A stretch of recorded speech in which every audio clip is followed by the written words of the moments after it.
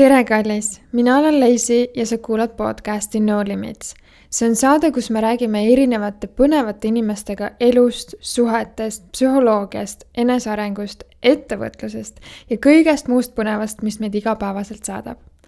Täna on mul külas minu armas õde Liine Põldsam, kes on kliiniline psühholoog, psühhoterapeut ja kes tegeleb ka paariteraapiaga. Tänase saate teema on meil vastutuse võtmine. Me räägime sellest, kuidas inimene enda elu eest võtab vastutust, mis on vastutuse võtmine paari suhtes ja kuidas see meie elu suures pildis mõjutab. Aitäh, kallis, et sa oled siin meiega ja head kuulamist!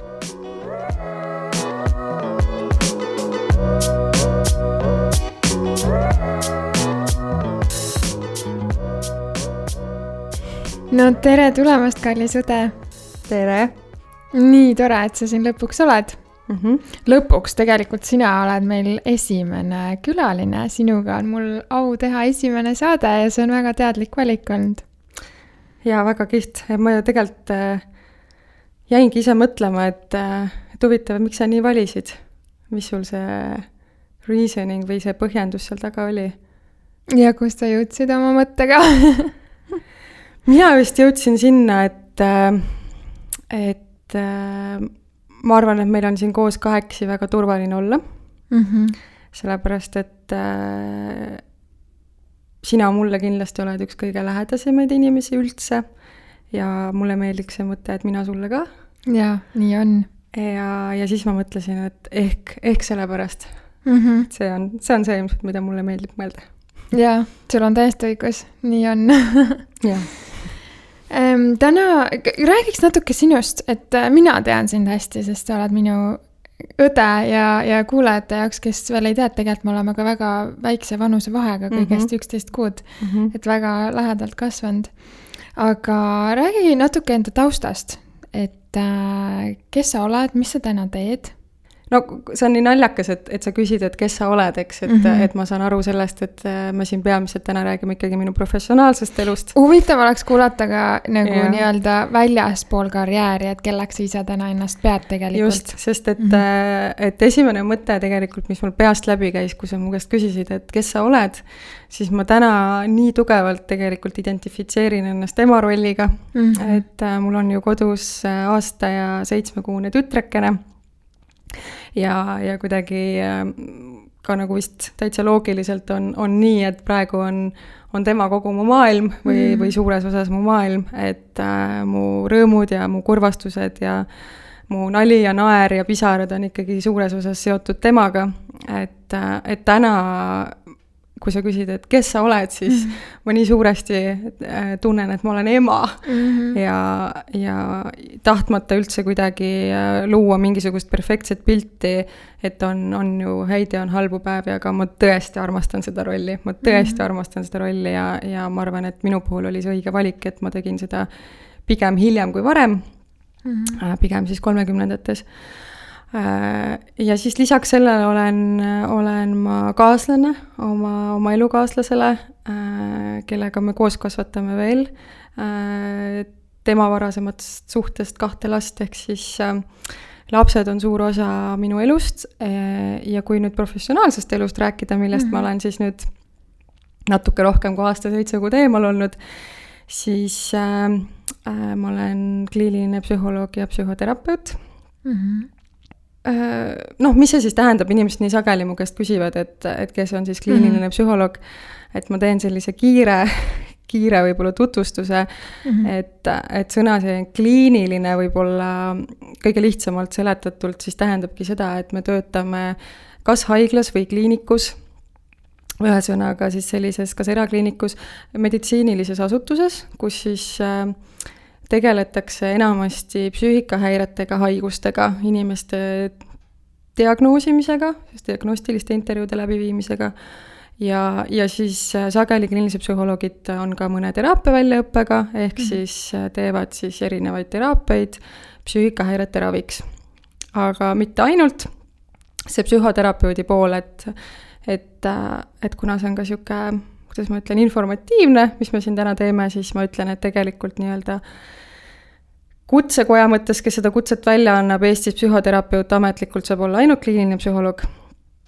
ja see psühhoteraapia pool siis minu pool lisaks siis kognitiivkäitumisteraapiale, mis on siis psüühikahäirete ravile suunatud peamiselt, olen ma siis läbinud veel mitmeid psühhoteraapiaid, üks neist on baariteraapia, ehk et minu suur kirg ja ka vajadus selle järgi, mida mu töö näitas, on siis baariteraapia.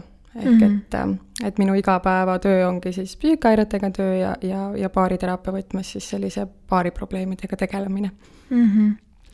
Mul kuulan sind ja nii palju mõtteid on.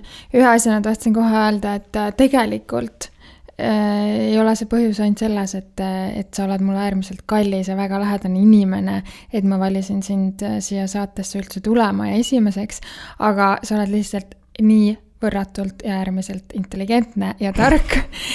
Sinu neutraalne arvamus. Jah, väga neutraalne. Ei, see on väga neutraalne arvamus. Et nii on. Et ja väga, väga hea on sind alati kuulata, et väga tark, väga korrektne. Ja teise asjana, mis mul mõttes käis, et Baariteraapiast sa oled õppinud, EFT on üks suund, on ju?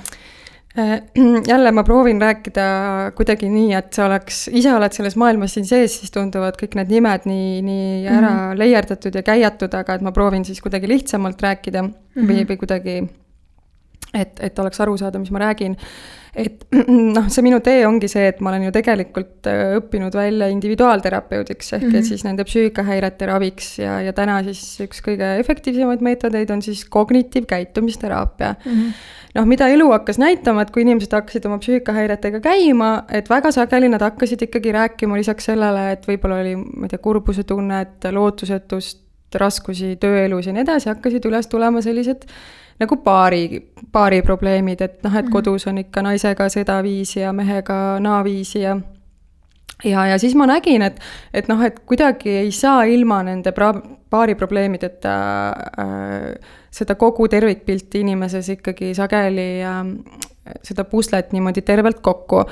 Ja üks variant on alati siis suunata pereterapeudi poole, et kes siis teeb ka baariteraapiat, aga ma nägin, et mõned patsiendid või kliendid täitsa küsisid mu käest, et kas sa saad võtta mind koos mehega. Ja kuna mul oli kognitiivkäitumisteraapia väljaõpe, kus me üsna minimaalsel määral saime ka baariteraapiat õppida, ta klassikaliselt võib-olla ei ole baariteraapia nii-öelda suund, aga selles võtmes saab ka teha. Et siis ma hakkasin oma esimesi baari tegelikult võtma vastu, tehes siis tööd kognitiivkäitumisteraapia vallas ja seda saab väga edukalt teha. Aga lisaks siis ma nägin, et oleks midagi juurde vaja. Ja siis ma uurisin, olen käinud erinevatel koolitustel ja siis jäi sõelale, sa ütlesid EFT, see on siis inglise keeles on see Emotionally Focused Couples Therapy, eesti keeles on tunnetekeskne baariteraapia ja ma läbisin selle väljaõppe ja täna siis töötan peamiselt selles võtmes, ma ikkagi miksin, ega paljud baariterapeudid miksivad ikkagi, väga palju on ühisosa, aga suuresti on tunnetekeskne baariteraapia ehk siis EFT. Et elu näitas, et läheb vaja ja täna on väga läinud vaja ja suuresti ma tegelikult võingi öelda, et enamik minu tööst on täna baariteraapia.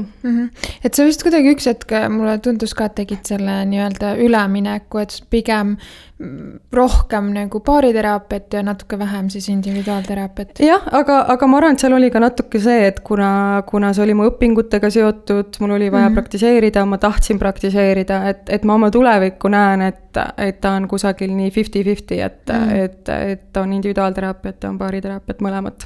Aga jah, enne emahoolduspuhkusele minekut kaalukauss oli pigem baariteraapiate poole. Mul tuli meelde, mis ma tahtsin enne veel märkusena öelda, et see ema roll sobib sulle nii hästi. Ma ei oleks nagu, ei osanud seda ette kujutada enne, kui ei ole, on ju, ema. Ja see on nii lahe. Nii tore on siin näha, et hästi sulle sobib see nii suurepäraselt. No mul on nii äge laps ka. Ja on tõesti, ta on lihtsalt nii armas, täielik nunnu. Ta teeb selle ema rolli lihtsaks, et need teekondasid on hästi erinevaid ja tegelikult ma olen oma töös ka kokku puutunud nii sünnitusjärgse depressiooniga kui rasedusaegsete selliste psüühiliste raskustega, et ma olen igasuguseid teekondi näinud, et mul on vedanud päriselt ka, et ja ma ka väga teadvustan endale seda, et mul on vedanud, et mul on selline kerge temperamendiga laps ja magab ja sööb, et mu elu on selle võrra lihtsalt lihtsam, aga veel kord ma kindlasti ei taha maalida pilti, et kõik on perfektne, on raskeid päevi, on päevi, kus ma olen ka väsinud ja läbi ja tahaks minna teise tuppa ja ukse kinni tõmmata, aga neid on vähem versus siis nende väga heade päevadega. Aga kuidas sul on sellega, mis sa sellest arvad, et kui sul on nüüd kogemus emane, et kas sa kuidagi tunned, et sa mõistaksid nüüd neid kliente paremini, kes tuleksid nagu emaduse teemadega? Noh, see on niisugune paradoksaalne küsimus psühholoogidele alati, et isekeskis psühholoogid viskavad ikka nalja, et vahel tuleb sul klient ja küsib, et kas sa oled ise depressioonis olnud või on sul kunagi olnud mõnda ärevushäiret, et meil oleks päris raske see häireklassifikatsioon läbi käia siin üksteise järel, et see lihtsalt ei ole päris elu, et tegelikult ma arvan, et see empaatiavõime meie professiooni puhul peab olema kõrgendatud ja puhtalt see empaatiavõimega saab palju ära teha, et ma suudan ju ette kujutada, kuidas see võiks sinu jaoks olla.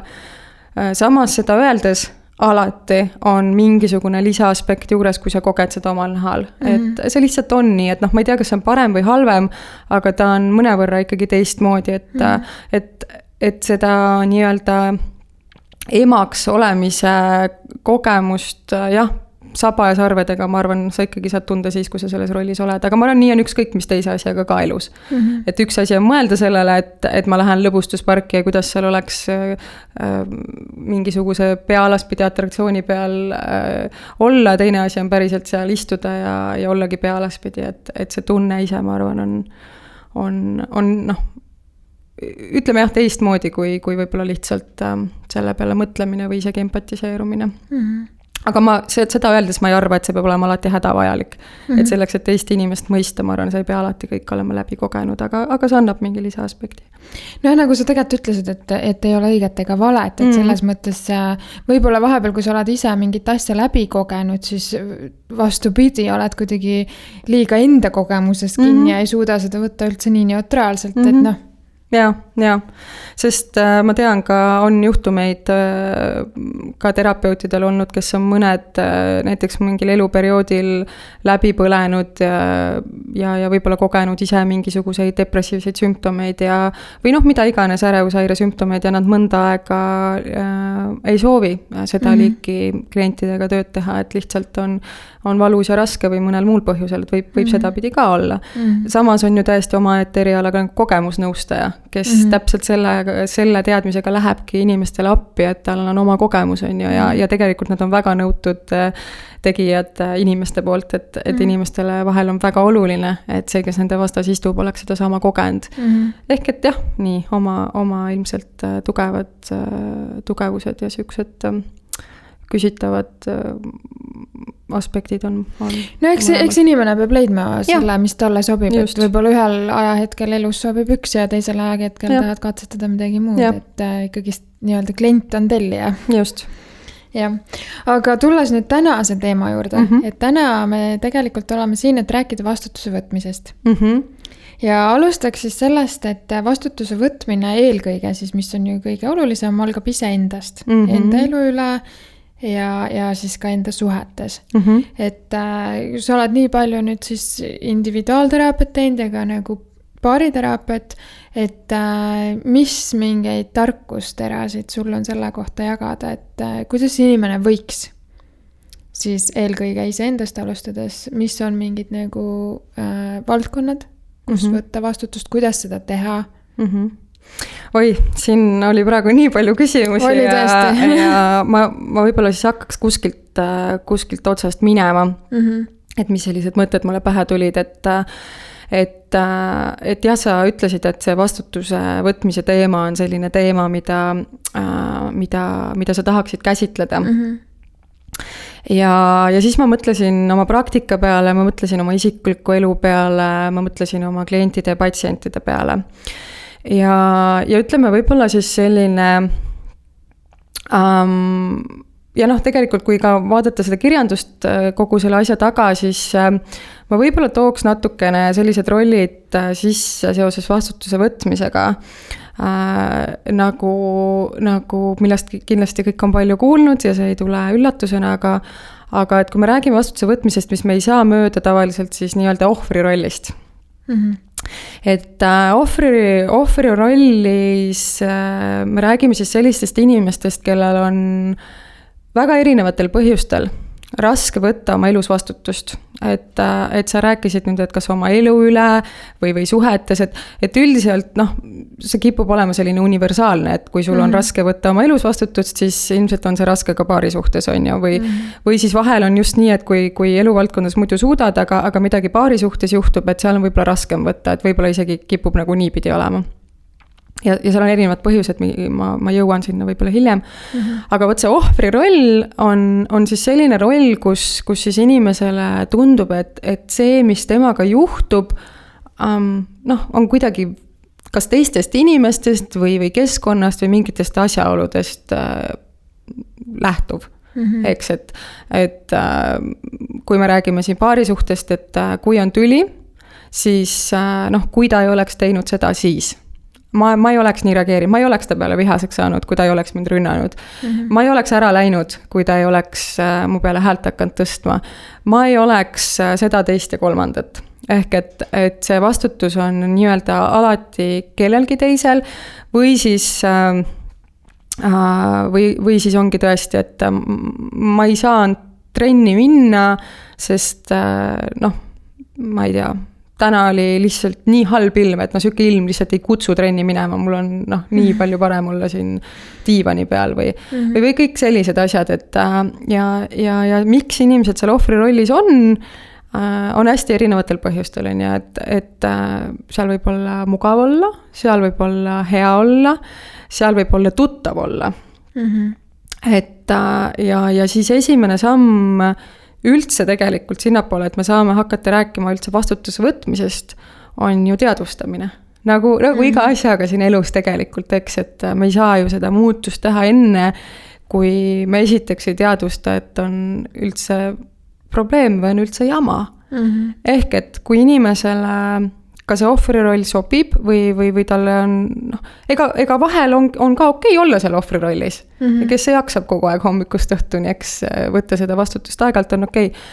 Aga võt, kui see hakkab korduma ja on näha, et see juba läheb läbi erinevate eluvaldkondade ja tööl kuidagi kipub nii olema, et tunnen kehvasti ja näed, ülemus on jama ja töö on liiga raske ja antakse valesid tööülesandeid ja suhtes on ka nagu jama, et siis vist peaks hakkama peeglisse vaatama.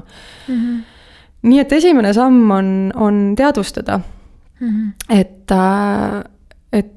kuidas nüüd on, et kas see elu juhtub minuga, kas ma natuke olen libisenud sinna ohvri rolli või ma saan ise midagi ära teha. Et see oleks võib-olla selline esimene samm ja see nõuab, ütleme, päris sellist nagu julget peeglisse vaatamist. Sest mida elu on näidanud, et korra, kui ma jälle räägin baariteraapiast, et ma ei tea, ilmselt sa oled ka kuulnud, et täna inimesed on ikkagi üsna juba teadlikult, tehakse igasuguseid podcast'e, räägitakse raamatuid, enesearengu kursusi. Et ka siis, kui inimesed tulevad mulle baariteraapiasse ja istuvad maha ja ütlevad, ei, ma tean küll, et asi on meis mõlemas. Et ma tean küll, et vastutus ei ole ainult ühel. Et ma tean küll, et see nii ei käi, et ainult üks on süüdi. Aga mis siis, aga siis tuleb see aga. Ja vähemalt minu kogemus on olnud see, et natukene on ikka see tahtmine, et läheks sinna terapeudi juurde. Ja võt see terapeut võiks talle ikka selgeks teha, mida ta valesti teeb. Et ma tean küll, ma olen kuulnud, et terapeut ei tohi pooli võtta ja ta ei tohi eelistada ja ta ei tohi öelda, mis on õige või vale. Aga ma sisimas natuke ikka loodan, et tehke talle selgeks, et see ei ole okei või see käitumine on ikkagi vale. Et ehk et selline peeglisse vaatamine nõuab ikka päris sellist korralikku julgust ja teadlikkust ja sellist valmisolekut vaadata üle otsa võib-olla sellistele osadele endast, millele võib-olla ei tahaks otsa vaadata. Et ma rääkisin palju ja pikalt, aga... Ei, väga-väga põnev.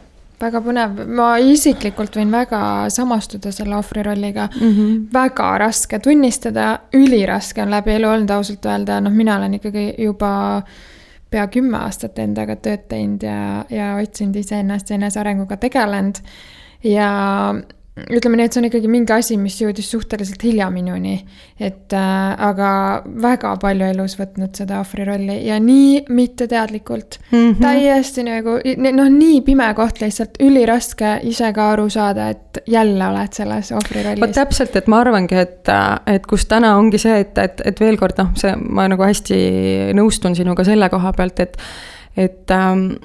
et ühtepidi kuidagi inimesed täna juba veel kord, eriti selline noorem põlvkond ka, et nad on ikkagi päris teadlikud täna juba, eks, ja see ohver ei ole inimeste jaoks võib-olla enam nii uus võib-olla väljend, et sellest ollakse kuuldud ja just kui proovitakse teha teisiti. Aga see tõesti võib kohati nii peeneks minna, et tõesti inimesed on nagu nii mittetahtlikult ja tõesti mitteteadlikult seal positsioonis, kus nad tegelikult veeretavad seda süüd, ehk et nad tegelikult on seal positsioonis, et mulle tehakse liiga. Et ma justkui olen valmis sind mõistma, ma justkui olen valmis sind kuulama ja ütle mulle, mis ma teen valesti, ma olen valmis vastutust võtma.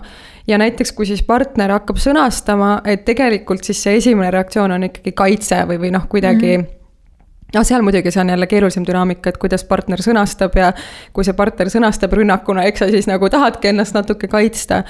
Aga mis ma tahan öelda, et tegelikult see on nagu nii peen häälestus kohati, et on ka siuke mõiste psühholoogias nagu, kuidas eesti keeles on siis radikaalne vastutuse võtmine või radikaalne aksepteerimine, et see on kohati nagu selline, kus tõesti inimesed jõuavad sinna punkti, et nad tõesti silmagi pilgutamata on valmis võtma vastutust ka väga äärmuslikes olukordades, ka sellistes olukordades, kus võib-olla neid tegureid ongi olnud mitu, aga nad ütlevad, et kuna ma ei tea, ma olen firma juht või ma olen, ma ei tea, selle missiooni läbiviija, siis see kõik, mis läks nässu, võib-olla oli ka väliste asjaolude tõttu, aga kuna mina seda juhin, siis mina olen vastutav, eks, et see on nagu täitsa selline veel järgmine tase nii-öelda.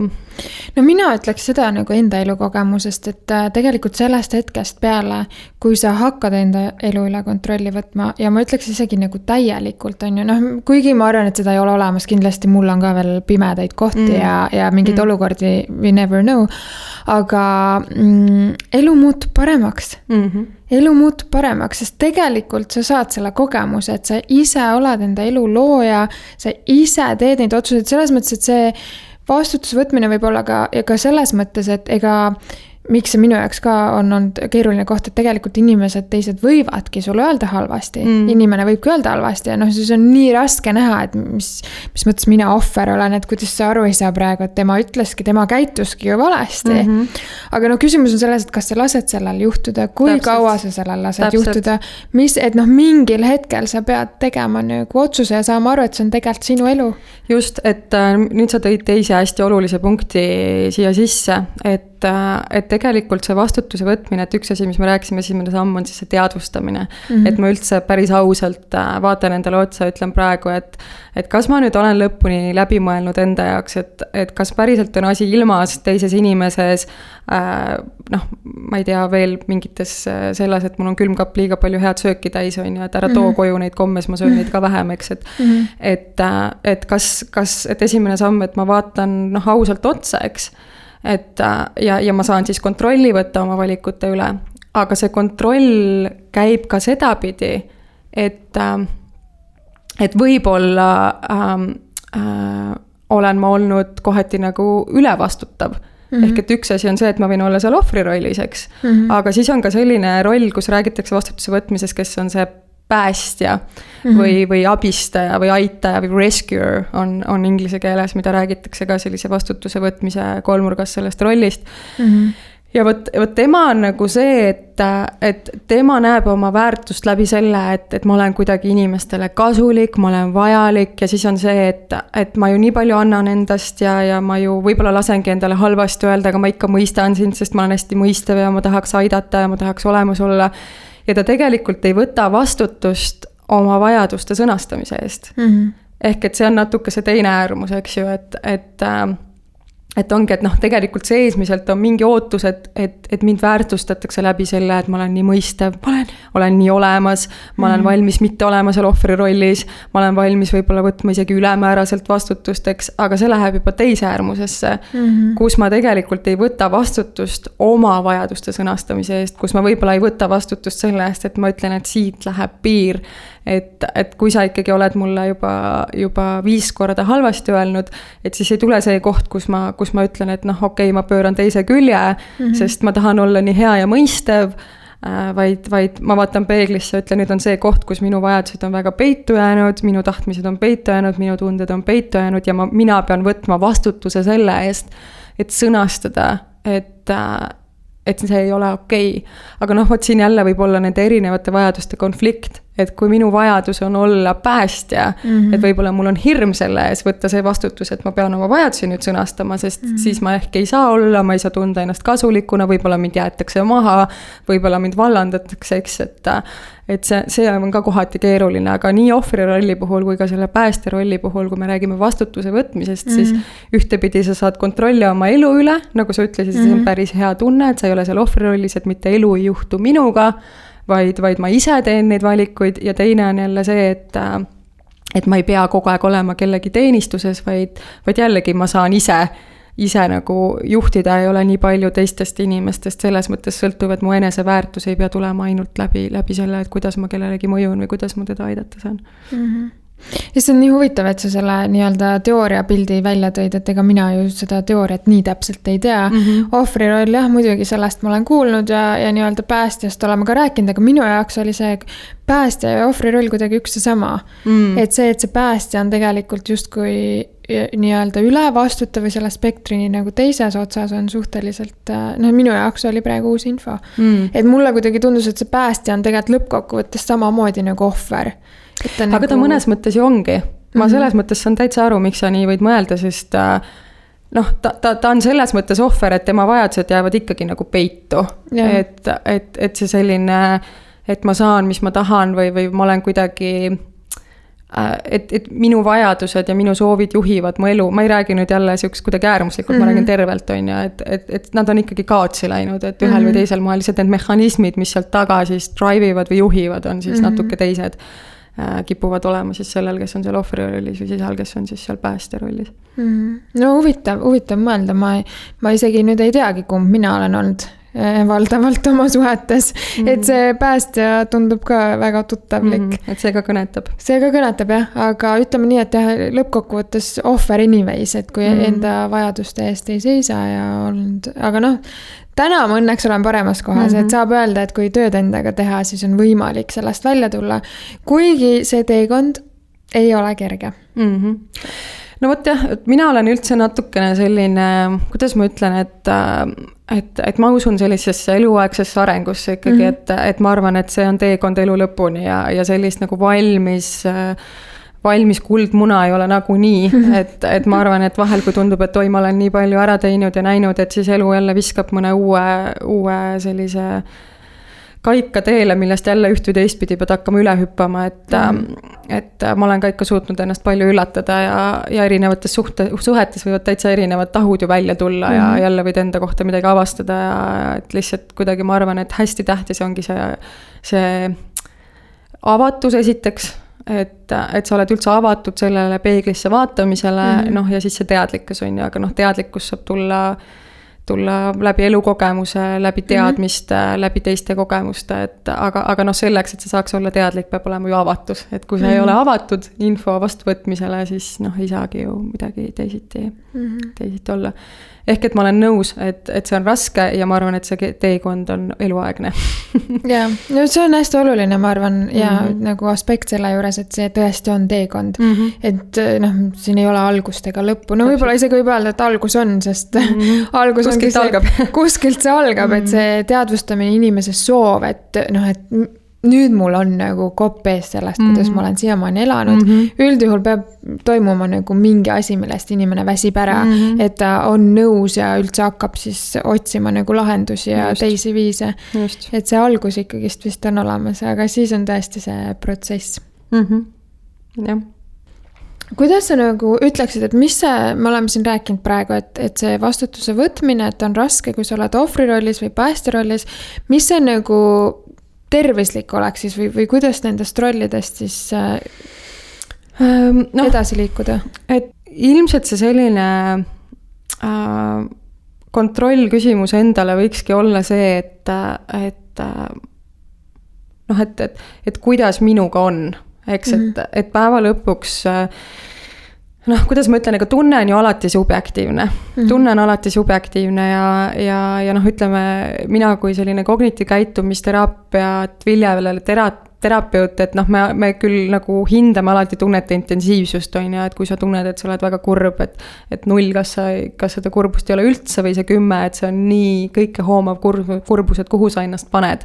Et mõnes mõttes neid tundeid loomulikult saab hinnata ja neid peabki hindama, aga nad on alati subjektiivsed, eks, et see on natukene nagu selline enda sisemine, ma arvan, enda sisemine kompass, mis saab sulle hakata ütlema seda, et kui mul ikkagi on aastast aastasse mingid asjad kipuvad korduma, kuidagi ma seal töö juures hakkan ikka ja jälle tundma, et mind ei väärtustata ja kuidagi jälle nad ei ole muga rahul ja kuidagi näed, see töökeskkond on jama ja too töökeskkond on jama ja see ülemus on nõme ja too ülemus on nõme.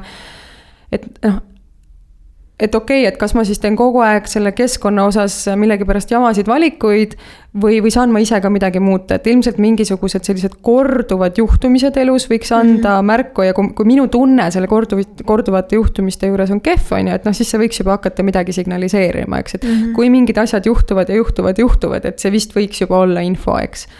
Ja täpselt samamoodi selle päästja puhul, et kui ta üks hetk hakkab ikka väga kogema, et ma ikka ja jälle kuidagi olen väga väsinud või see minu tass on tühi või ma ikka hakkan kuidagi kogema, et ma ei ole nii väärtustatud ja siis ma hakkan veel rohkem, proovin veel paremini teha ja veel kõrgemale hüpata, eks ju.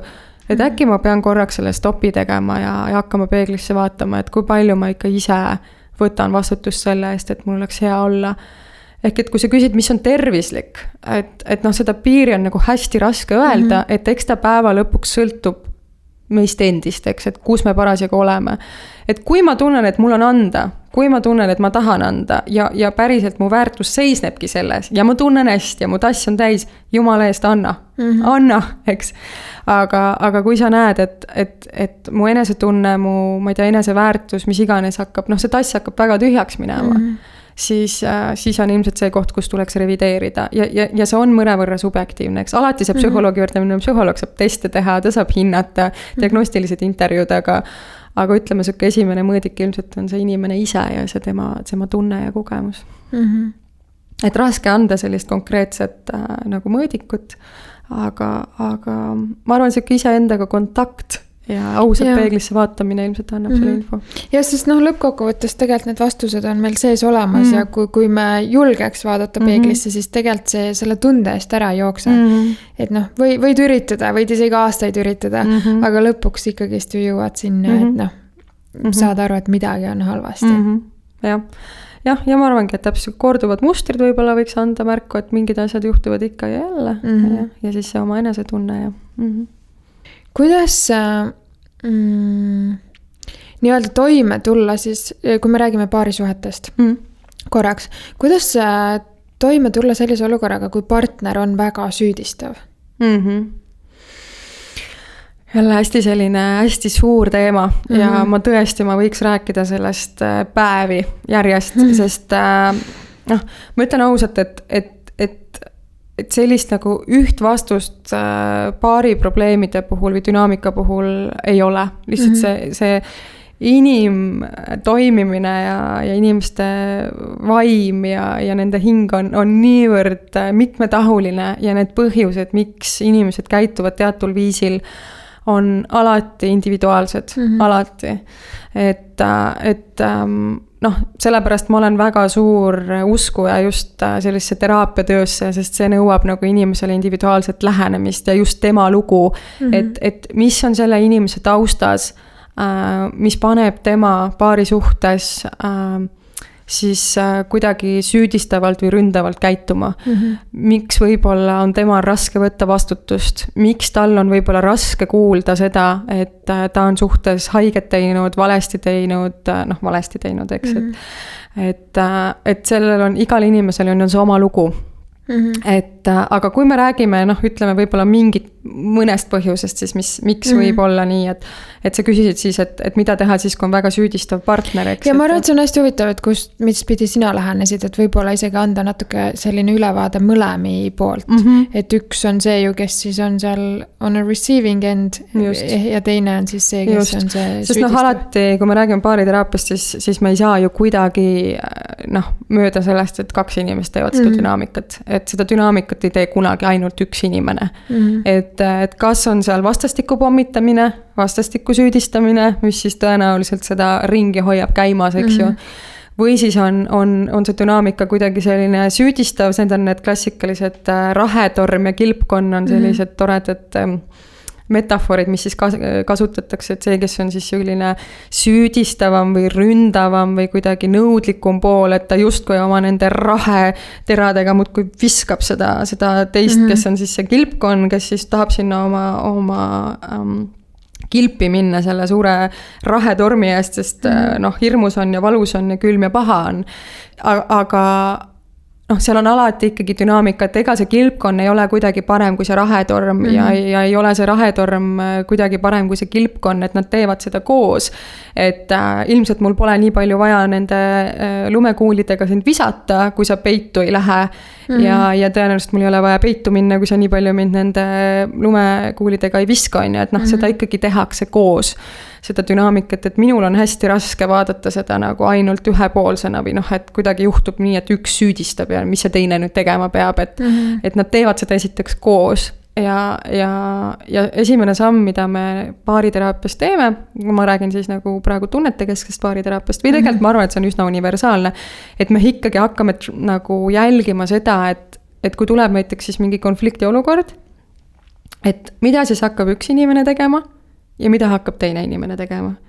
Sest alati on mingi trigger ühe ja teise jaoks ja see trigger on alati inimeste jaoks erinevas kohas. Et kui ma enne ütlesin, et üks ütleb, et aga kui ta ei oleks mulle nii öelnud, kui ta ei oleks mulle öelnud, et miks sa jälle jätsid oma need aluspüksid sinna põranda peale. Ma ei oleks hakanud teda süüdistama, mida sa jälle näägutad, mida sa jälle vingud, eks. Et ei oleks ta mind rünnanud, ma poleks teda süüdistanud, eks. Teine ütleb jälle, kui ta ei oleks neid oma aluspükse sinna maha jätnud, siis ma poleks ka talle midagi öelnud. Ehk et me hakkame alati esimesena vaatama, et kelle jaoks, kus see trigger üldse on, mis see alguspunkt tema jaoks on olnud või see päästik ja mida inimene siis konflikti olukorras, kuidas ta selle päästikuga siis toime tuleb. Ja kas see on siis see, et ma hakkan ründama, ma hakkan süüdistama, võib-olla ma olen üldse see pool, kes ei väljenda, võib-olla ma mõtlen, et ma ei viitsi siin kodus olla, ma lähen ära trenni, ma lähen sõpradega välja, ma teen midagi muud, ma ei viitsi selle jamaga tegeleda, eks. Ehk et me hakkame alati vaatama, et mis on päästik ja kuidas siis inimene selle päästikuga toimetab. Ja kui sa nüüd küsid, et mida teha sellega, kes siis süüdistab, eks, siis me jõuame nagu täpselt sama asja juurde tagasi, et kõigepealt ta peab ise üldse aru saama, et mis see päästik tema jaoks oli, mis kogu selle lumepalli veerema ajas on ju, et ta saab üldse aru ja ta teadvustab, et mis see tema esimene samm on, mida ta sellistes olukordades teeb. Et me peame alati jõudma paariga nagu kokkuleppele selles, et ta ütleb, et jah, tegelikult ma süüdistan. Sest ega nad algul ütlevad, et ma ju lihtsalt ütlen talle või ma lihtsalt olin natuke pahane või ma lihtsalt tahtsin rääkida, see on ka hästi selline klassikaline lause, et ma lihtsalt tahtsin temaga rääkida. Aga et hakkabki üldse see, et jah, ma vist olin süüdistav, ma vist süüdistasin, eks. Ja kui inimene näeb, mis on päästik ja mida ta siis tegema hakkab selle päästikuga, siis sealt saab hakata tulema see muutus. Eeldusel muidugi, et inimene seda muutust tahab, eks. See peab olema see eeldus, et võib ka juhtuda niimoodi, et inimene ei näe oma käitumises probleemi, eks. Et siis me jõuame jälle, kui sa küsid, et mida sellises olukorras teha, kui mul on väga süüdistav partner, aga ta ei ole valmis peeglisse vaatama, ta ei taha aru saada oma triggeritest, ta ei taha näha, mis see käitumine on ju. Siis me jõuame natuke sinna teise poole juurde jälle, kus on see vastutusvõtmine selle koha pealt, aga mida ma olen teinud, kuidas ma olen ennast sõnastanud, kuidas ma olen oma vajadusi sõnastanud ja miks ma lasen nii käituda. Et vastutuse võtmine jälle selle koha pealt. Ma kindlasti siin juures tahaks nagu selle panna ka südamele, et võib-olla mõned inimesed kuulevad ja samastuvad, et mul on päris palju tulnud teraapiasse neid inimesi, kes on öelnud, et ma olen nii tahtnud ikkagi seda oma partnerit mõista ja olengi öelnud, et palun lihtsalt räägime ja ta ei ole valmis rääkima ja kuidagi nagu see süüdistamise teema, et mina olen valmis endale peeglisse otsa vaatama, aga tema ei ole ja ma olen justkui kõik läbi proovinud. Et siis vahel ikkagi see teine pool, kes tunneb, et ta on ka justkui kõik läbi proovinud ja ta on päriselt olnud valmis oma partnerit kuulama ja mõistma. Et minu praktika näitab, et veel kord ikkagi seda kõike tehakse koos ja alati see teine pool võib-olla ei ole osanud tegelikult ka päris südamest rääkida endast. Ta on justkui öelnud, et sa teed mulle haiget, näiteks siis teisele poolele, kes on olnud süüdistav, et sa praegu süüdistad, sa ründad mind, see teeb mulle haiget. Aga ka näiteks see, kuidas me seda ütleme. Et kui ma ütlen, et sa teed mulle haiget, siis selle teiselt poolelt ei tule ilmselt seda mõistmist või sellist käe sirutamist, sest see väljendamine on, kehakeel on, et ma ei ole mitte kurb ja haiget saanud, vaid ma tegelikult olen vihane. Ehk et ma alati ütlen inimestele, et enne kui te tahate alla anda, siis tasub ikka alati vaadata nagu mõlema rolli ja vaadata, et äkki ikka midagi veel on selles dünaamikas, mida me saaks teha. Ja kui tõesti enam siis ei ole, et kõik ressursid on nagu ära kulutatud, ja siis tuleb lõpuks see koht, et kas ja kuidas me koos saame edasi minna. Jah, sest tegelikult ju on selliseid case'e ka, kus ikkagist inimesed arenevadki suhtes kuidagi eri kohtade peale. Et sellele tuleb ka tegelikult julgeda otsa vaadata. Et nagu nii väga, kui ise ei sooviks, et minna koos edasi, siis vahepeal tuleb nagu silmitsi seista sellise olukorraga, et see partner ei ole selles kohas. Küsimus on nagu selles, et kas siis oodata, anda aega, aga vähemasti, et olla aus, et praegu on nii. Ja see võib olla väga hirmutav. See võib olla väga hirmutav, et tegelikult see on ka see, kus me kasutame seda väljendit, et torgib küll halb olla, aga vähemalt on tuttav. Ehk et inimene võib olla tegelikult harjunud erinevatel põhjustel, kas oma peretaustast lähtuvalt, ja harjunud olema tegelikult sellises ebamugavuses. Et ma olengi tegelikult kasvanud üles keskkonnas, kus ma ei olegi saanud oma vajadusi täidetud. Ma olengi konflikte näinud, ma olengi tegelikult kogenud võib-olla süüdistamisteks.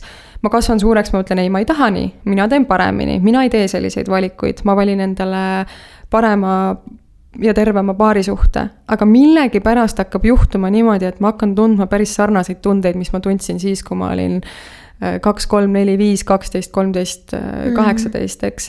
Sest see on inimpsühholoogiale hästi omane, et me tahame olla seal, mis on meile tuttav. Isegi kui ta ei ole hea. Torgib küll, eks ju, aga ma tean seda torkimist. Et mul on turvalisem kohati olla selles torkimises, kui olla seal, mida ma tegelikult kõva häälega räägin, et ma tahan mõistvat suhet, ma tahan suhet, kus ma olen kuuldud, ma tahan suhet, kus me võtame vastastikku vastutust. Et see kõik ju kõlab nagu nii loogiliselt ja me justkui kõik tahame seda, aga jällegi päris elu on näidanud, et see võib olla vahel väga hirmutav. Sellest suhtest ära minna võib olla hirmutav, sest mõnes mõttes mul on seda tuttavlikkust vaja. Parem halb, parem jama, aga vähemalt on oma, eks. Et see lahkumine võib olla väga hirmutav ja mitte alati lahkumine, vaid ka tegelikult isegi selles mõttes teraapiasse tulek, et justkui tahaks, lähme, aga ma vahel ka võin seda muutust väga karta, sest ma ei ole tegelikult kunagi sellises dünaamikas olnud. Ma tegelikult ei oska võib-olla ollagi nii, kui mul on jäsku partner kõrval, kes mõistab ja kuulab, et see võib olla teistpidi väga veider tunne olla.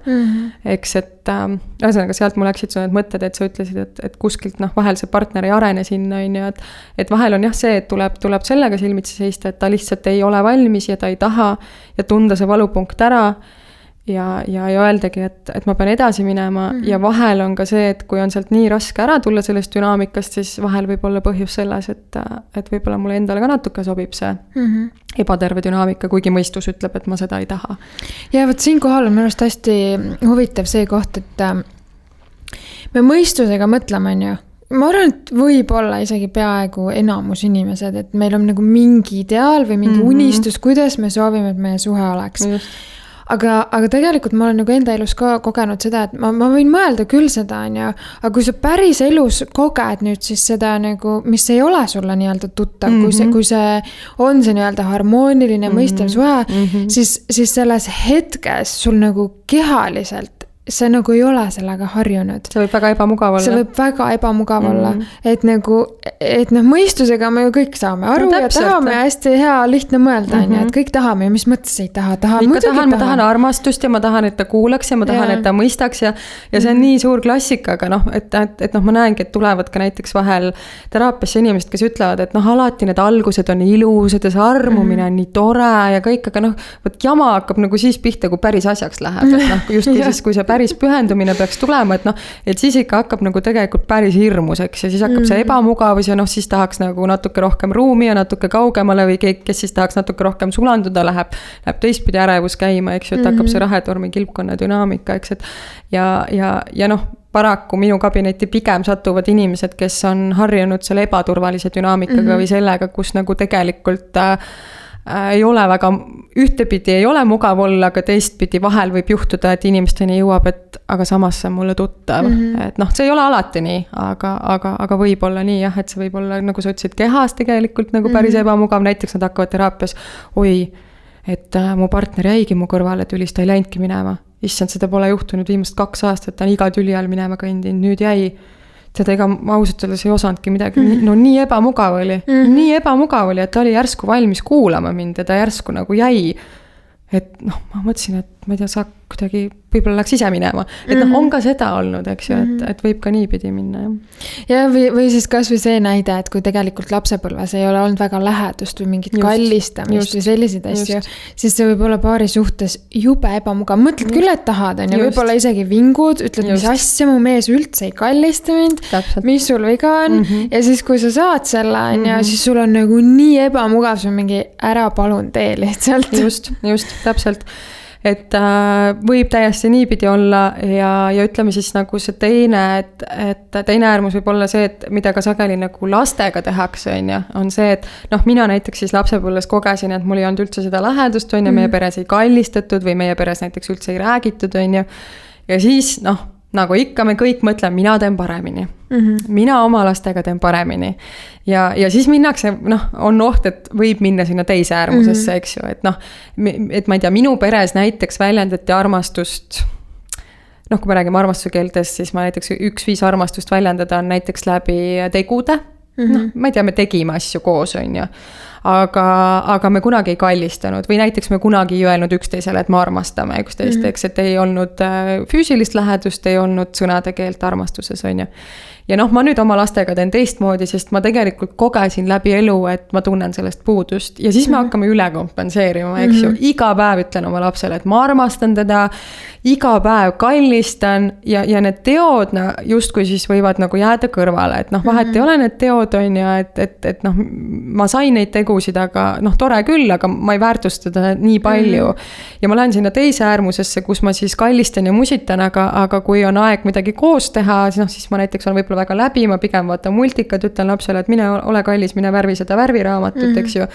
Ja teistpidi kasvab see laps jälle üles sama murega, et näed, okei, öeldi küll, kallistati küll, aga koos me aega ei veetnud või mingid tegevusi me koos ei teinud, et ehk see teine äärmus ei ole ka kunagi lahendus, et alati on hea kuidagi jõuda sinna keskele välja, et okei, ma võtan selle, mis on hea, ma võtan selle, mis ma tunnen, et jäi puudu ja ma proovin sinna keskele välja jõuda, eks, et aga see on jälle sageli mitte teadvustatud, sest ega kõik tahavad ju oma lastega ja ka paari suhtes anda oma parima, eks keegi ei mõtle, et aga ta kipub jah nii minema, et kui inimene läheb oma seda mingit vajakajäämist paremini tegema, et ta võib nagu üle kompenseerida sellega. Läheb sinna teise äärmusesse. Läheb sinna teise äärmusesse ja tegelikult seeläbi tuleb alati pigem just see mustrikordus, sest laps kogeb mingi aspekti pealt ikkagi seda, et ma ei olnud armastatud. No need tunded on samad. Tunded on samad, olgugi, et käitumine on teine, on ju. Ehk et ma ei teagi, kust mul see praegu see mõte läks, mis sa ütlesid, aga sinna ma jõudsin, et ja just see mõistusega koht või et kus sa ütlesid, et me justkui nii sõnastame, et nii tahaks ja nii teeks ja oleks, aga kui see siis lõpuks käes on, et kas me oskame selle sulle ja kas see alati on ka parim lahendus, et isegi kui me teadlikult proovime teha teisiti, et alati tegelikult see nii-öelda see keskjoon või see värviline ala, mitte must ega valge on see kõige toitvam või. Ma ei taha öelda õige või vale, seda ei ole olemas ja nagunii me põhjustame oma lastele valu ja nagunii me põhjustame oma lastele kannatusi ja ei ole ka paarisuhted neist kunagi puhtad, et see juhtub nagunii. Küsimus on jah siis selles, et kuidas me sellega toimetame ja kui palju me ikkagi jälle peeglisse vaatame, kui palju me oleme valmis vastutust võtma, kui palju meil on võimekust ja suutlikkust olla avatud ja teadlikud ja kõik see. Ma teaks, et siin kohal on ikkagi see jällegi teadlikkus nagu nii oluline, et see muutus ei saa ikkagist tulla enne, kui me ei teadvusta ja teise asjana on see ikkagist ka, et anda asjadele aega, sellepärast, et isegi kui me tahame teisiti, me saame aru, et me tahame teisiti, siis see on protsess. Ja isegi kui sul on alguses ebamugav olla selles nagu lähedases suhtes on ju, et jällegist, et see teadvustamine ja sellele aja andmine on nagu nii oluline. Et ma ütlengi, et teadvustamine on absoluutselt nagu pool võitu juba. Et pool teed on teadvustamisega tegelikult käidud. Et ilma teadvustest me ei saa midagi teha. Veel kord ma ütlen, et natuke see eeltingimus on see, et seal peab ka see avatus olema. Sest kui sa teadvustad, aga ka sa ei ole nagu sellele muutusele avatud, siis sul ei ole ka selle teadvustamisega midagi teha.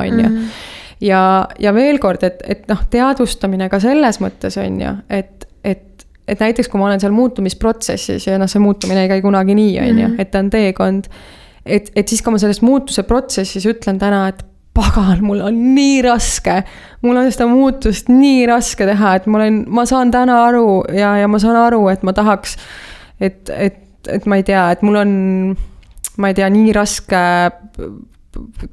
partneri ründamisest tagasi hoida ennast või mul on nii raske mitte sinna kilpi pugeda, aga juba see, et võib-olla sul ei tulnud välja, võib-olla sul ei tule järgmised 5 korda välja, võib-olla sul ei tule järgmised 25 korda välja, aga juba see, et sa märkad, et sa teadvustad ja sa ütled ja mitte ainult märkad ja teadvustad, tegelikult lõpuks, kui sa ainult märkad ja teadvustad, siis see ka ühel hetkel ei ole piisav, on ju. Aga see on eeltingimus, on ju. Ja siis nagu selles muutuse protsessis see on nii suur, sest baariteraapias ka ma ütlen alati inimestele, et see ei ole nüüd nii, et hakkad siin käima, kuuled ära, milles probleem, lähed teed teisiti, on ju. Et me peame alati 7 sammu tagasi võtma, juba see, et sa saad partnerile öelda, tead, ma olen täna aru saanud, et ma kipun sind süüdistama. Ja see on juba selline kergendus ja tore tunne sellele teise, wow, ta ütleb seda, ta võtab vastutust ja kui näiteks siis see järgmine samm on see, et meil oli see järjekordne 30 tüli, sest kunagi baariteraapia eesmärk ei ole see, et inimesed ei tülitse, on ju. Küsimus on lihtsalt selles, kui suureks need eskaleeruvad. Et ta ütleb, et tead, et mul ei õnnestunud nagu sellest süüdistamisest täna nagu välja tulla, aga ma tahan, et sa tead, et ma märkasin seda. Ma märkasin, et ma süüdistan sind ja ma märkasin seda, et see ei ole okei. Ehk et nagu juba see, et ma sõnastan seda protsessi, on ju, mitte see, et ma pean olema kohe võimeline hüppama sinna, et ma enam ei süüdista, vaid võtamegi 7 sammu tagasi. Ma saan sulle täna öelda, et ma märkan, ma saan aru, et ma kipun seda tegema ja ma täna näen, et mul ei tule see veel välja, aga ma proovin, ma tahan proovida. On juba nii suur samm edasi, on ju. Ja täpselt, ma arvan, et see on ka hästi oluline punkt, mis sa välja tood, et ongi just nimelt see, et inimestel ka ei oleks ükst mingit perfektsuse vajadust või mingit illusiooni selle koha pealt, et nüüd nii peab olema ja nüüd käisime teraapias ja ma ei tea, siin peab üleöö midagi muutuma. Et nagu absoluutselt mitte, et just nimelt see avatus ja nii-öelda avatud suhtlemine ka selles osas, mis meiega praegu toimub ja selle väljaütlemine on juba nagu pool võitu. Just, absoluutselt aga mis ma siin juures pean kohe jälle üks mõte, mis mul tuleb nagu päris elust, kui ma siin räägin suga, on see, et elu on ka näidanud seda, et inimesed päriselt ei oska seda öelda. Mitte see, et nad ei taha seda öelda, vaid nad päriselt ei oskagi. Et neil ei ole seda keelt selleks, et tegelikult tulla selle peale, et öelda, et ma olen selles protsessis. Et neil ei ole seda keelt selleks, et öelda, et tead, et ma tegelikult märkasin endas seda, et see, et ma eemale tõmbusin tüli ajal või see, et ma ründasin või süüdistasin sind, ei ole õige. Nad ei tule päriselt selle peale, et seda oma partnerile öelda. Nad võib-olla mõtlevad enda sees, võib-olla ei mõtle ka, aga nad tõesti, neil ei ole keelt, nad ei oska seda sõnastada ja nad ei tule selle peale, et seda öelda. Et tegelikult, mina, kes ma olen baariterapeut ja olen seda tööd nagu 10+ aastat teinud, et on veel nii palju aspekte, mida ma täna avastan iseenda kohta või oma baari suhtes, kus ma näen, et oota, aga mida ma siis nüüd ikka täpselt tundsin ja kas ma ikkagi sõnastasin seda nüüd päris nii, nagu ta on. Ja nagu kohati ei oskagi, peadki võtma vahel pool päeva, istuma oma nende mõtete ja tunnetega, et pihta saada, et mis muga siis ikkagi juhtus ja mida ma siis ikka täpselt tundsin ja kuidas ma siis seda kõike veel oskan sõnastada. Sest üks asi on ka, ütleme, oma ette siin mõelda ja võib-olla välja mõelda, aga teine asi on see oma partnerile välja öelda ja näiteks olles veel mingis tüliolukorras, kus sa võib-olla oled ka haiget saanud ja minna ja teha siis nii-öelda piltlikult võtta ennast paljaks ja oodata, et kas sa siis nüüd torkad mind selle odaga või mitte, kas ma saan kõrvetada või mitte, võib olla väga hirmutav, et võib-olla ma isegi ei julge minna seda niimoodi väljendama, eks, et seal on nagu nii palju faktoreid, mis mängu tulevad tegelikult selle koha pealt, et üks asi aru saada, et see on teekond, aru saada, et ma ei pea olema perfektne, aru saada, et tagasilöögid on suhtes normaalne osa, see kõik ka, aga üldse, et mul oleks neid oskusi seda kõike nagu sõnastada ja veel enda jaoks sõnastada ja veel partnerini viia, et see on ikkagi, ütleme, kunst oma ette. On, see ei ole üldse lihtne, aga ütleme nii, et väga jällegist, jah. Et siin on oluline ikkagist märgata enda tundeid, saada aru enda vajadustest, on ju see peeglisse vaatamise koht. Et kui me endast aru saame, siis on juba nagu natuke lihtsam. No okei, seal tuleb mängu muidugi see hirm, et mis saab ja mis ta must arvab, kas ma jään suhtest ilma või mis siis juhtub, kui ma väljendan, on ju. Aga mina ütlen, et ma ei ole oma elus nagu mitte kunagi tundnud, et ma kaotaksin või teeksin midagi valesti, kui ma väljendan nagu seda, mis muga päriselt toimub. See võib olla ülihirmus, mul võib pulss minna lakke, ongi läinud korduvalt, aga nagu tagasi vaadates, ma teeks seda iga kord uuesti. Et ma ei saa ise endale lõpuks nagu valatada läbi selle, et me saame olla ise endale truud ja see on nagu ainuke viis, kuidas seda saab teha. Jah, ja ma arvan, et teades ka seda, kui avatud sa oled enese arengule ja teades seda, kui palju sa oled ka tegelikult ikkagi tegelenud oma teemadega ja kui avatud sa oled uue info vastuvõtmisele, siis ma arvan ka, et sinu tugevus on see, et sa oskad sõnastada seda, mis sinuga toimub. Ja see on jällegi, ma arvan, selline väga suur võit, sellepärast, et veel kord ma näen, et vahel, kui inimestel isegi on see valmisolek olemas ja see tahtmine, nad lihtsalt ei oska. Nad lihtsalt ei oska. Et ma tahaks nagu öelda seda, mis mu sellest toimub, või ma arvan, et ma tean, aga ma tegelikult võib-olla ei räägi sellest päris asjast. Et ma näiteks räägingi sellest, et palun kallis, et ära jäta neid sokke sinna lauale ja et sa ajab mind närvi. Palun ära jäta. See tõesti ajab mind närvi. Just kui räägin nagu armsalt ja siiralt ja südamest, aga kas see on see haavatav rääkimine? Kas ma räägin praegu sellest, mis mu sees tegelikult toimub, eks, et kui ma natukene tahaks hakata sügavamale kaevuma, siis üks potentsiaalne stsenaarium on see, et kallis, et kui sa jätad need sokid sinna põranda peale, siis ma tegelikult tunnen, et ma ei ole kuuldud, et sa ei ole kuulnud mind, et ma olen rääkinud, et ma kuidagi tahan olla see perfektne perenaine ja ma tahan, et kodu on korras ja ma olen palunud, et see sinu roll on see, et sa võtad need sokid üles. Ja tegelikult asi ei olegi nendes sokkides. Mul on lihtsalt hirm, et ma ei ole kuuldud. Et see, et ma olen sult seda palunud, et sa ei kuule mind. Et ma tahan, et ma olen kuuldud. Et tegelikult me räägime sokkidest ja ma ütlen, see ajab mind närvi, aga ma ütlen viisakalt ja viisaka häälega ja justkui nagu väljendan oma vajadust, et kallis, ole hea, võta need sokid üles, sest see ajab mind närvi. Aga see ei ole tegelikult see haavatav sõnastamine, on ju, et tegelikult, aga see, et ma oskaksin enda sisse vaadata, et tegelikult asi on praegu võib-olla selles, et ma kardan, et ma ei ole kuuldud või ma kardan seda, et mu vajadused ei lähe talle korda. Või et tema ei väärtusta minust seda, et ma tahan, et kodu oleks korras ja ma olen hea koduperenaine, et äkki ta tahab hoopis midagi muud minust või mis iganes see hirm võib seal taga olla. Aga see, et ma oskaks seda üldse öelda, võib olla nagu... Ja siin ongi see, et see, ma ütleks ka, et ega minul oli ka see teekond, et ongi see, et sa vaatad enda sisse. Et see on nagu suke esimene aste või nii-öelda, mis nõuab seda julgust ka, et minnagi nagu hästi sügavale, et nagu mis selle taga päriselt on, sest asi ei ole ju kunagi tegelikult nendes sokkides, on ju, et seal on alati midagi nagu veel. Kas siis see, et ma elasin koos võib-olla õe või vennaga, kes sokke kogu aeg jättis kuskil. Ja mina pidin koristama, sain vastu pead võib-olla. Mis iganes. Või siis ongi, et keegi tuleb külla, issand, mis ta must mõtleb, et ma ei ole perfektne koduperenaine, siin sokid õdelad.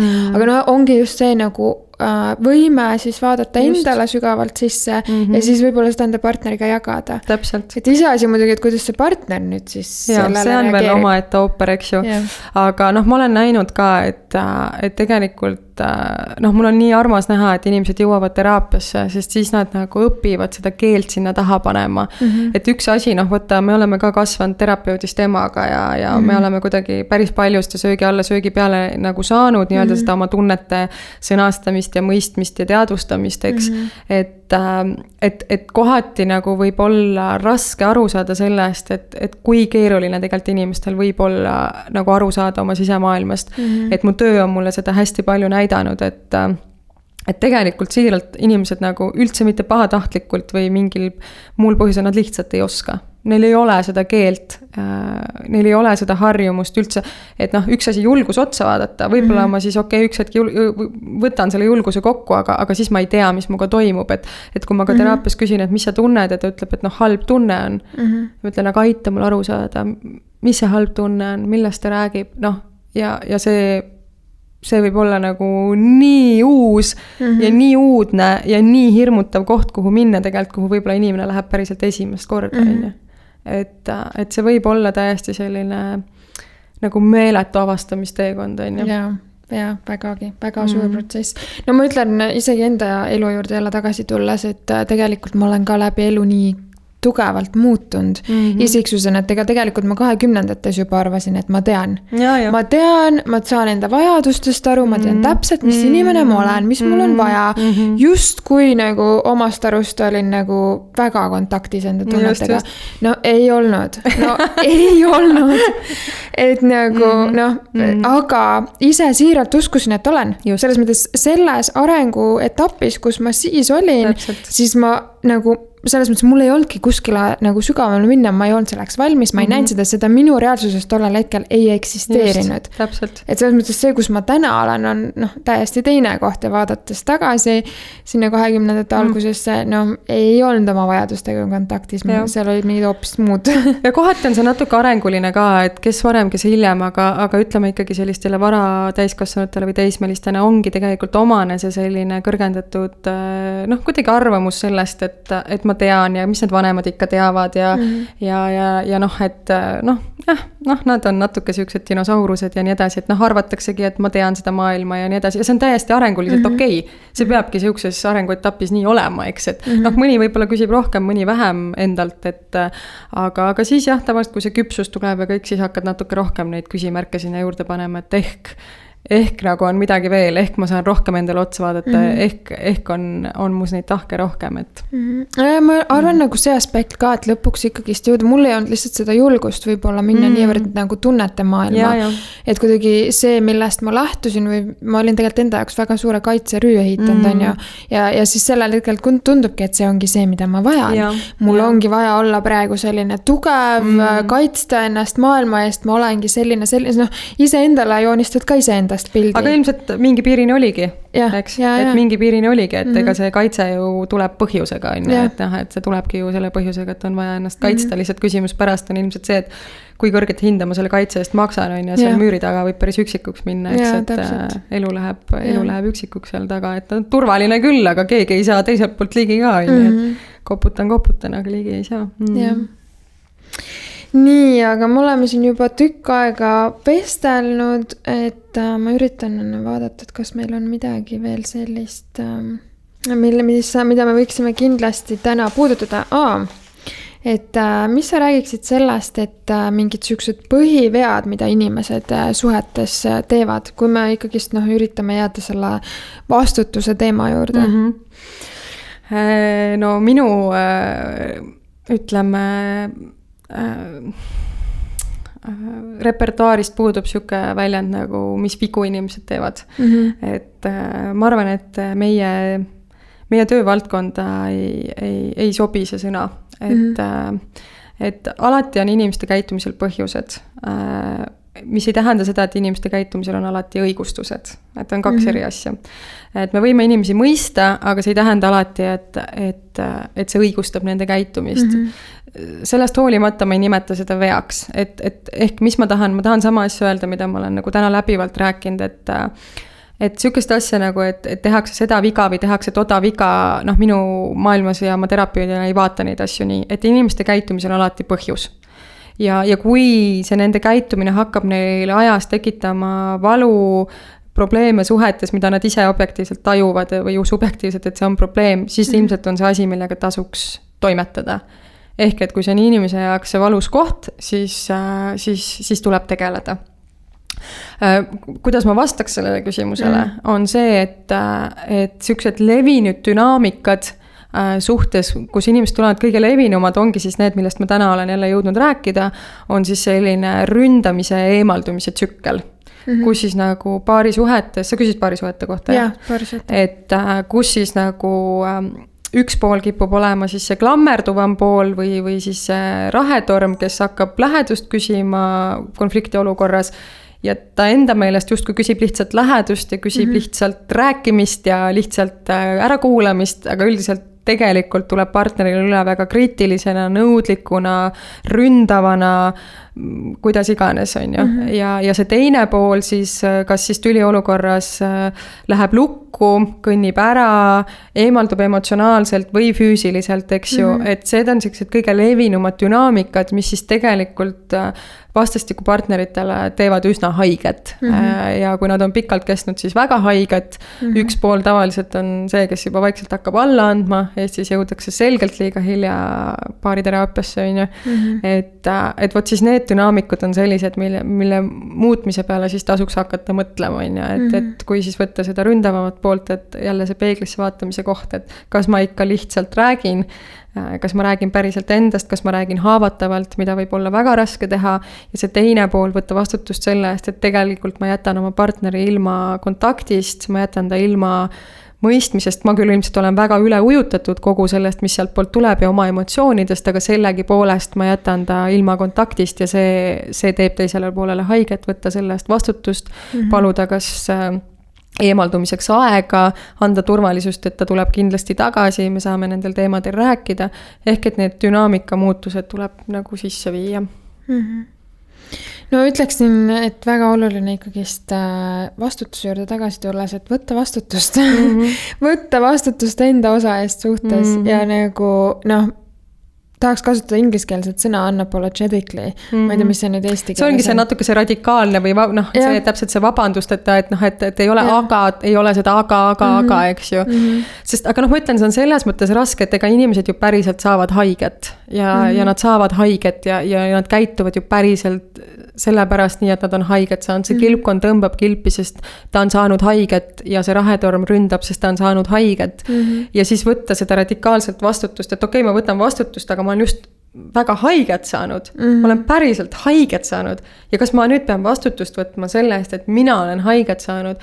Ehk et ma tahaks öelda, et see vastutuse võtmine käib niimoodi, et sa võtad oma osa eest vastutust ja kui sa juba oma osa eest oled vastutuse ära võtnud, siis, ja teine on oma poole eest vastutuse ära võtnud, siis on mõlemal tegelikult ruumi olla ka kuuldud. Ja, absoluutselt. Ehk et kui ma tahan, et mu partner mind kuulaks ja mind mõistaks, siis paradoksaalsel kombel ma ei saa seda läbi selle, et ma teen oma poolt selgeks, vaid ma saan läbi selle, et ma kuulan ja ma olen olemas.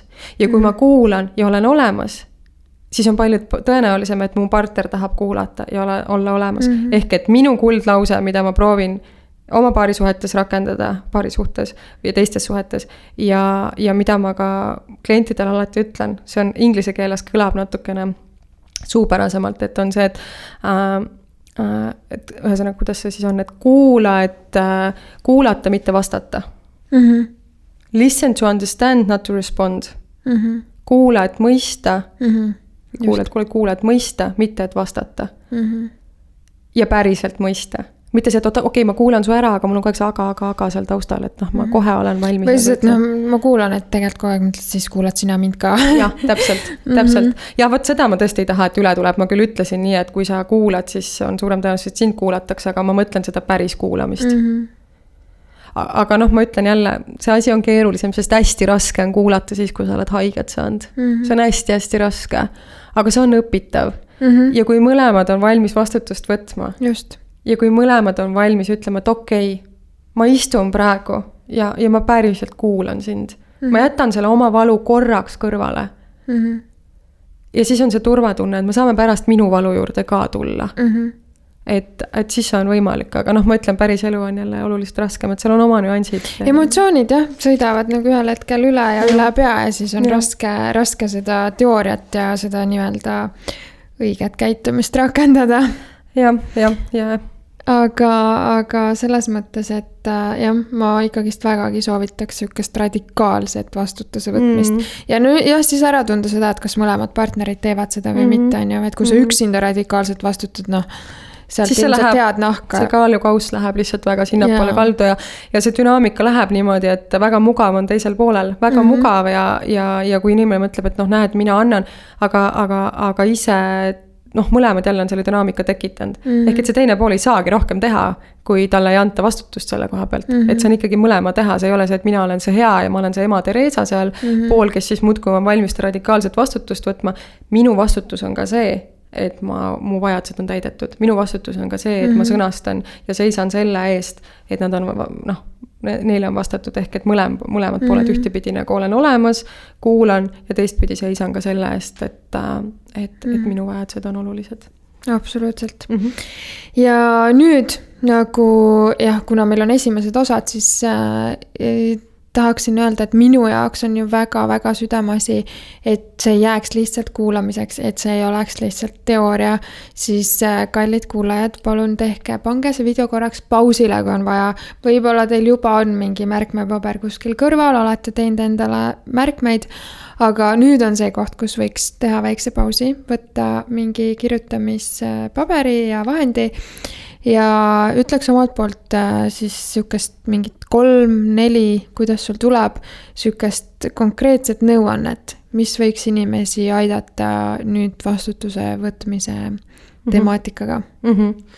Et jah, alati on hea lõpuks siis kinnistada neid, võtta see kogu tekst kuidagi kokku. Et noh, see ikkagi punkt 1, mida ma alguses üsna palju rõhutasin, et ikkagi ükski muutus ei saa tulla päris ellu, kui meil ei ole avatust ja teadlikkust. Ehk et teadlik olla sellest, mis on päästikud, mis minus mingid emotsioone vallandavad, mis on minu triggerid ja teadlikkust sellest, kuidas ma siis käitun, mida ma siis tunnen ja mis on see minu osa selles. Ehk et ikkagi see teadlikkus ja veel kord avatus olla teadlik, sest et kui ma lihtsalt tahan teha paremini ja justkui olen teadlik, aga päriselt ei ole ikkagi avatud selle muutuse tegemisele, siis on sellest vähe kasu. Punkt 2, sa ütlesid 3 või 4, jah? Mis ma siis võib-olla veel tänasest välja tooks? Et punkt 2 on see, et kui see jääb ainult teadlikkuse tasandile, siis on ka sellest vähe kasu, sest noh, mida ma täna olen näinud, et veel kord, et inimesed on hästi ikkagi teadlikud pigem juba teadlikumad. Infot on palju, mõned on sarikoolitajad, raamatute lugejad ja see kõik on väga tore ja see on tore, et te teadvustate ja te olete avatud, aga siis on vaja ka päris ellu see asi viia. Ja võt see päris ellu viimine on see, kus hakkab nii-öelda see päris mäng pihta, on ju. Et võt sealt tuleb see käitumisse viimisest tuleb see päriselt see vastutuse võtmine. Et ehk, et teadlikkus, avatus ja siis elluviimine. Ja selle elluviimise juures ma siis tahaksin võib-olla veel kord rõhutada seda, et see on protsess. Mitte midagi ei juhtu üleöö. Olla endaga heasoovlik, olla endaga kannatlik ja mõista ka seda, et juba see, et ma seda muutust alustan ja tahan ja märkan ka seda, kus mul see välja ei tule, on juba edasiminek. Ehk et meeles hoida, et see on protsess. Ja ja võib-olla siis kolmas selline võib-olla natuke siuke bumper sticker või selline natuke võib-olla läbikäijatud fraas, aga mis ju nii ongi, et ikkagi see meie elu on meie enda kätes. Oleme me seal ohvri rollis või oleme me seal päästja rollis. Oleme need, kes justkui teevad kõike väga hästi või justkui need, kellega kõik juhtub, siis mis jõu ja mis väestatuse annab tegelikult vastutuse võtmine. Kui palju saab kogeda jõudu ja väge sellest, et ma saan ise oma elu juhtida. Tegelikult on see mu enda teha. Et minu meelest see on vastupidi nii palju jõustavam roll, kus olla versus ohvri või päästja rolliga tegelikult, sest mina otsustan, mina saan valida. Ma saan isegi oma meeleolu valida mingi piirini. Ma saan valida omale meeldivad tegevused, ma saan valida ka need inimesed, kes on mu elus.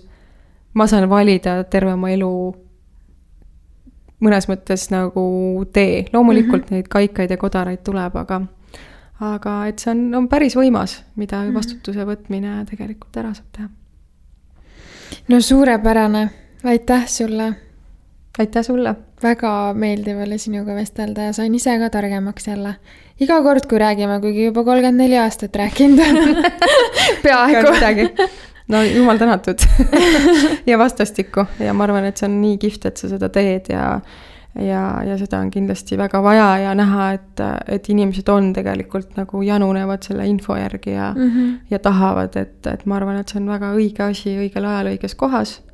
Ja ma arvan, et sa oled ka õige inimene seda tegema. Aitäh, et sa mind kutsusid. Aitäh, et sa tahtsid minuga seda nagu avada, sest mulle on see väga tähtis.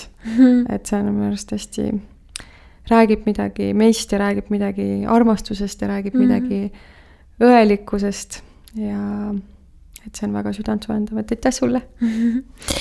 Kindlasti me paneme siia saate alla info, et kuidas sinuga kontakti saada, kuigi ma saan aru, et sul vist väga palju aegasid hetkel vabu ei ole, et see järjekord on väga pikk, sellegi poolest paneme su kontakti. Ja ei, et ma praegu ikkagi olen veel oma selles ema identiteedis peamiselt ja mul on veel oma armsad kliendid ja patsiendid, kes ootavad mind tagasi. Aga muidugi, mulle võib alati kirjutada ja ühendust võtta ja siis ma saan aru, saame info mis iganes küsimustega, et inimesed ju kirjutavad mulle ka sellega, et kelle juurde ma soovitan minna või muud sellised küsimused, et igal juhul kirjutada. Ja üks asi läks vahepeal meelest ära, et on sul sellel teemal ka mingit head raamatusoovitust kuulajatele? Sa mõtled vastutuse teemal või? Jaa. Ma tean, et mis ta nimi nüüd oli? Issand, ma jään praegu vastuse võlgu, kes on tegelikult selle nii-öelda vastutuse triangle, empowerment triangle, ühesõnaga, kes on kirjutanud, ütleme selle teooria ja seal on kohati siis selle ka radikaalse vastutuse võtmise koha pealt. Võt sa nüüd tabasid mind korra ootamatult. Mul on keele otsa peal ta nimi, aga kui te saate panna selle infot ja selle vastutuse võtmise koha pealt on ütleme selline, aga ma ütlen, et eraldi tegelikult sellist vastutuse võtmist nagu liiga palju ei käsitleta, kuna ta on niivõrd universaalne teema, mis iganes inimsuhetes on aga on küll, on kirjutatud ja just see, mis mul praegu mõttes on ja see teooria, mis ma ka täna rääkisin, et no väga hea, me lisame selle siis siia video alla tekstina. Aga nüüd, et ütleme võib-olla, kui sa küsid mu käest raamatusoovitust, mida lugeda ja et siis ma ikkagi nimetaks oma sellist, ütleme sellist, ma kutsun vahel isegi seda oma piibliks, on ju, et ka see, mis mind viis tunnetekeskesse paariteraapiasse, mis on täiesti eesti keeles olemas, on siis Susan või Sue Johnsoni armastus ja tähendus, mis siis räägib nendest erinevatest dünaamikatest, mis paarisuhetes tekivad, kuidas siis inimesed käituvad, mis on siis ju kaudselt absoluutselt seotud ka vastutuse võtmisega, et miks me mingil viisil käitume, aitab ju meil juba meid mõista ja kui me ennast paremini mõistame, siis me saame ka vastutust võtta ja teha teisiti. Et see on kindlasti üks raamat, mida ma võib-olla soovitan lugeda. Täna juba ma tean, et inimestel on ka sellest raamatust päris suur teadlikkus, et seda on päris palju ka loetud. Ütleme, ka imagoteraapia väga tore raamat on ka veel Teekond soovitud armastuseni, kus on samamoodi sellist palju toredat infot. et võib-olla need oleks sellised raamatusoovitused, mis siis, ma ütlen veel kord, kaudselt käsitlevad vastutuse teemat. Aitäh sulle! Aitäh! Ja aitäh meie kuulajatele! Aitäh kuhtamast!